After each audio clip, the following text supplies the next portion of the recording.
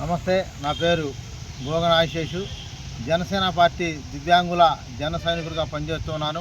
2014లో మన ఒక టీడీపీ ప్రభుత్వంలో దివ్యాంగులకి మరి డీలర్షిప్లు ఇచ్చి ఉన్నారు.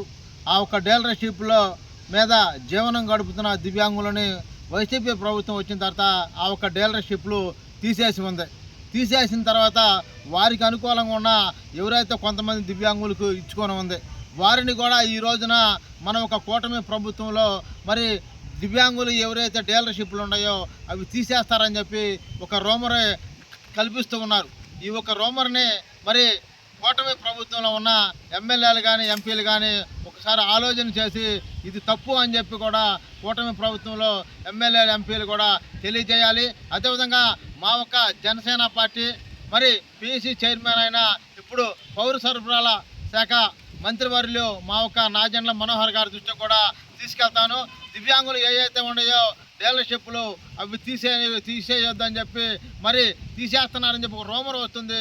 ఆ రూమర్ని మరి దాన్ని ఖండించే మార్గంగా ఆలోచన చేయాలి సార్. మరి దివ్యాంగులు బతుకులు మరి అద్దానం చతుర్మాదంగా ఉంటాయి, వారికి ఇచ్చిన డీలర్షిప్లు తీసేస్తానని చెప్పి ఒక రూమర్ వస్తుంది. ఆ రూమర్ని మరి రూమర్ నిజం కాదని చెప్పి ఒకసారి మీరు తెలియజేయాలని చెప్పి కూడా మరి మా ఒక పౌర సరఫరాల శాఖ జనసేన పార్టీ తరఫున ఉన్న మా పెద్ద ఆయన నాజండ్ల మనోహర్ గారి దృష్టికి తీసుకెళ్తాను. అదేవిధంగా పవన్ కళ్యాణ్ చంద్రబాబు గారి దృష్టికి కూడా ఈ ఒక రూమర్ని తీసుకెళ్తాను.